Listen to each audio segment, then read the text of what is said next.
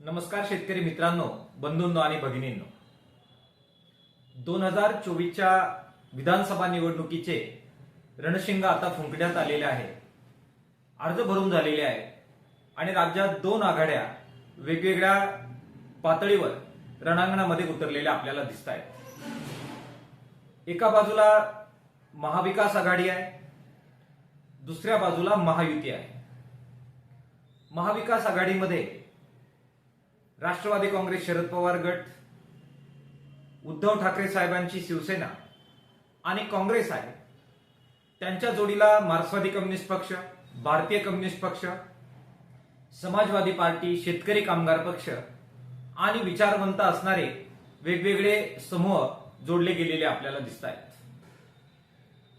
दुसऱ्या बाजूला देवेंद्र फडणवीस यांच्या नेतृत्वाखालील भाजप, शिंदेच्या नेतृत्वाखालील शिवसेना आणि अजित पवारांच्या नेतृत्वाखाली राष्ट्रवादी महायुतीमध्ये सामील आहे. दोन्ही आघाड्यांच्या मध्ये उमेदवारांच्या बद्दल, जागा वाटपांच्या बद्दल प्रचंड रस्सीखेच झाली आणि गेली महिनाभर महाराष्ट्रातील जनता आणि शेतकरी त्यांची ही रस्सीखेच आणि त्या बातम्या पाहतायत.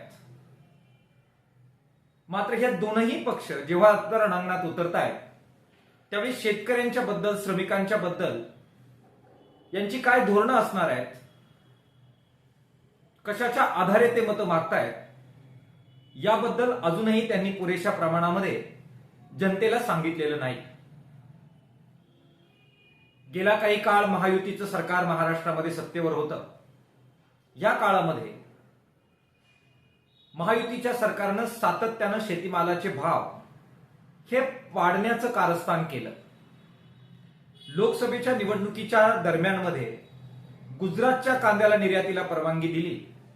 मात्र महाराष्ट्राचा कांदा आणि एकंदरीतच उर्वरित देशभरातला कांदा हा निर्यात होणार नाही याच्यासाठी जे जे करावं लागेल ते केलं.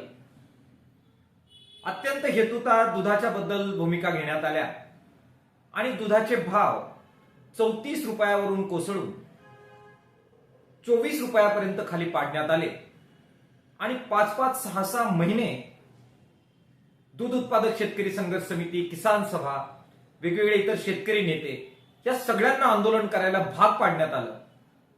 आणि प्रचंड आंदोलन झाल्यानंतर आणि लोकसभेत फटका बसल्यानंतर नाविलाजास्तव मग अनुदानाची घोषणा त्यांनी केली. ते अनुदानही अत्यंत विस्कळीतरित्या मिळतंय, अनेक महिन्यांचं ते मिळालेलं नाहीये. ऊसाच्या बद्दल एफआरपीचे मध्ये योग्य वाढ करण्याची आवश्यकता होती. मात्र साखरेचं विक्री मूल्य हे वाढवण्यात न आल्यामुळे आहे ती एफआरपी सुद्धा देता येणार नाही अशी परिस्थिती साखर उद्योगासमोर या सरकारने निर्माण केली. आणि इथेनॉलच्या बाबत सुद्धा मोठ्या प्रमाणामध्ये शेतकरी विरोधी, कारखाना विरोधी, कारखानदारी विरोधी धोरणं घेतली आणि त्यामुळे महाराष्ट्रभरातील आणि देशभरातील साखर उद्योग हा भाजप आणि त्यांच्या सहकारी पक्षांच्या धोरणांमुळे धोक्यात आलेला आपल्याला दिसतो. सोयाबीन हे महाराष्ट्रातलं अत्यंत महत्वाचं पीक आहे. या सोयाबीनचे भाव एकेकाळी 11,000 पर्यंत पोहोचले होते. थोडे कमी होऊन ते 7 ते 8,000 रुपये क्विंटल अनेक दिवस टिकून होते. मात्र सरकारने सोयाबीनची आयात केली, जीएम सोयाबीन भारतामध्ये आणलं आणि त्यातून सोयाबीनचे भाव पाडण्याचं कारस्थान केलं. तेव्हापासून सोयाबीनचे भाव हे सातत्यानं कोसळत राहिले. आज सरकारने सोयाबीनला जो हमीभाव दिलेला आहे, जाहीर केलेला आहे, मोदी की गॅरंटी म्हणून जाहीर केलेला आहे, तो भाव सुद्धा सोयाबीनला बाजारामध्ये मिळत नाही अशी दारुण परिस्थिती सोयाबीन उत्पादकांच्या समोर आज येऊन ठेपलेली आपल्याला दिसते. कापूस उद्योगाच्या बाबत सुद्धा टेक्सटाईल लॉबी जी आहे तिचं हित रक्षण करण्याच्या दृष्टिकोनातून धोरणं घेण्यात आली. त्यांना खुश करण्यात आलं आणि कापूस उत्पादकांना भाव मिळणार नाही अशा प्रकारे अत्यंत कुटील डाव करत सबंध कापूस उत्पादक मातीमध्ये घालण्याचं काम भाजप आणि महायुतीच्या घटक पक्षांच्या धोरणांच्या माध्यमातून करण्यात आलेला आहे. त्यांची वोट बँक ही ठरलेली आहे. शहरी बांधवांना, नोकरदारांना, ज्यांचे पगार लाखो रुपयामध्ये असतात, त्या सगळ्यांना स्वस्तामध्ये दूध मिळालं पाहिजे, शेतीमाल स्वस्तामध्ये मिळाला पाहिजे, भाजीपाला स्वस्तामध्ये मिळाला पाहिजे. आणि एवढंच नव्हे तर भाजपचे जे देणगीदार आहेत त्या कॉर्पोरेट कंपन्यांना सुद्धा स्वस्तात त्यांच्या कारखानदारीसाठी स्वस्तात कच्चा माल मिळाला पाहिजे. यासाठी शेतीमालाचे बाजारभाव पाडण्याचं सातत्याचं धोरण हे भारतीय जनता पक्ष आणि त्यांच्या मित्रपक्षांनी घेतलेलं आपल्याला राज्यात आणि देशामध्ये दिसतं. ज्यावेळी टोमॅटोचे भाव मोठ्या प्रमाणात पडले होते आणि रस्त्यावर आम्ही टोमॅटो फेकून देत होतो, त्यावेळी शेतकऱ्यांना मदत करावी असं भाजप आणि मित्रपक्षांना वाटलं नाही. मात्र जेव्हा 2 रुपये टोमॅटोचे जादा मिळायला लागले, हेच ते सरकार आणि नेते होते ज्यांनी नेपाळमधून टोमॅटो आयात केली आणि शेतीमालाचे बाजारभाव पाडले. असंख्य उदाहरणं शेतीमालाच्या बाजारभावाबद्दल देता येईल. दुसऱ्या बाजूला शेतीमालाचा बाजारभाव, उत्पादन खर्च हा सातत्यानं वाढता ठेवण्याचं पाप भाजप आणि त्यांच्या मित्रपक्षांनी केलेलं आपल्याला दिसतंय.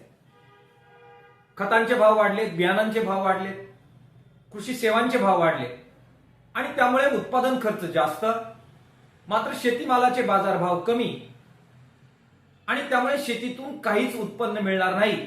यातून आलेला कर्जबाजारीपणा आणि त्यातून वाढत्या शेतकरी आत्महत्या हे शेतकऱ्यांचं वास्तव आपल्याला समोर येताना दिसतंय. आणि त्यामुळे शेतकऱ्यांच्या मुलांची लग्न होत नाहीत, त्यांना नोकऱ्या मिळत नाहीत, उत्पादनाची साधनं शिल्लक नाहीत, अशी दारुण परिस्थिती शेतकऱ्यांच्या पोरांच्या समोर संबंध महाराष्ट्रात आणि देशभरामध्ये भारतीय जनता पक्ष आणि त्यांच्या धोरणांमुळे आलेली आपल्याला दिसते आहे.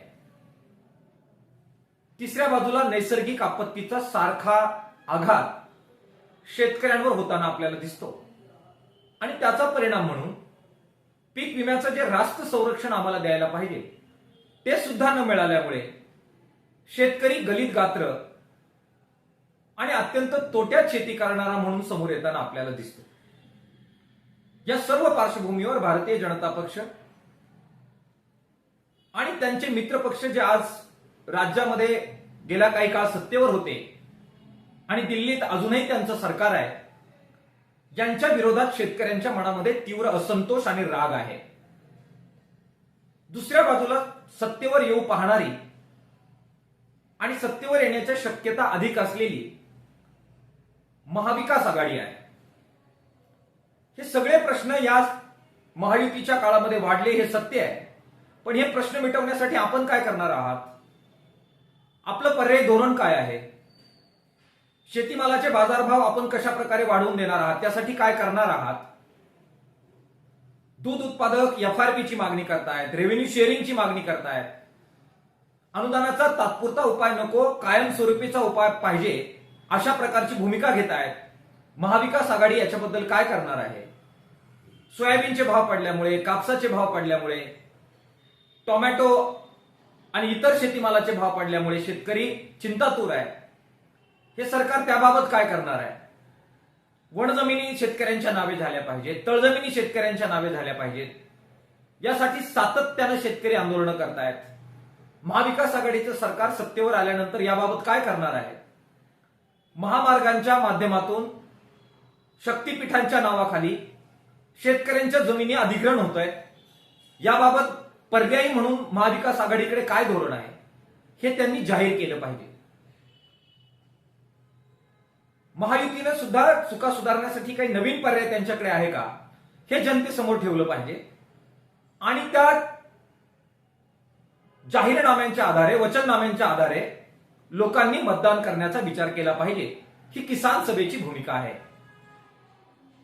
जे आश्वासनं ते आता देतील, बऱ्याचदा असं होतं की एकदा निवडून गेले की त्यांना त्यांचा विसर पडतो. दोन्ही बाजूला असं होण्याची शक्यता असते. आम्ही मागणी करतोय की ज्या मुद्द्यांच्या आधारे ते मतं मागतील त्या मुद्द्यांच्या आधारे शेतकऱ्यांनी मतदान केलं पाहिजे. आज देशामध्ये हे मूलभूत मुद्दे बाजूला ठेवले जात आहेत, भावनिक मुद्दे समोर आणले जातात.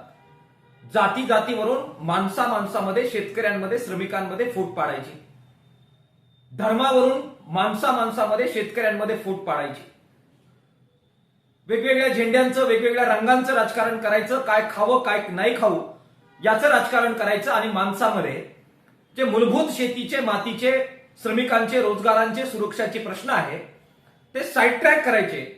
अशा प्रकारचं सोयीचं राजकारण करण्याची भूमिका घेतली जाते. किसान सभेच्या वतीनं दोन्ही आघाड्यांना आम्ही आवाहन करतोय की अशा प्रकारचं भावनेचं, अस्मितांचं, मूळ प्रश्नांपासून जनतेचं मत आणि मन इतरत्र वळवण्याचं राजकारण थांबवा. शेतीच्या, मातीच्या, रोजगाराच्या, सुरक्षेच्या मुद्द्यावर आपली काय धोरणं आहे याच्यावर चर्चा करा आणि त्या आधारे मतदान होऊ द्या. त्या आधारे लोकांना आपला निर्णय करू द्या आणि त्या आधारे सरकार येऊ द्या. जे आज बोलाल त्या आधारे सरकार जर आलेलं असेल तर त्याच्या अंमलबजावणीसाठी प्रामाणिक राहा. हे जर तुम्ही केलं तरच खऱ्या अर्थानं लोकशाही या राज्यामध्ये आणि देशामध्ये बहिरेल. आपण सर्वजण खऱ्या लोकशाहीच्या पुनर्स्थापनेसाठी काम करूया. किसान सभेच्या वतीने दोन्ही आघाड्यांना मी हे आवाहन करतो. शेतकऱ्यांनी सुद्धा जातीपातीच्या, धर्म आणि संकुचित वेगवेगळ्या प्रकारच्या अस्मितांच्या पलीकडे जात शेती, माती आणि रोजगाराच्या मुद्द्यांवर आधारित मतदान करावं असं आव्हान त्यांना किसान सभेच्या वतीने करतो. धन्यवाद. इन्क्लाब जिंदाबाद. शेतकरी एकजूट जिंदाबाद.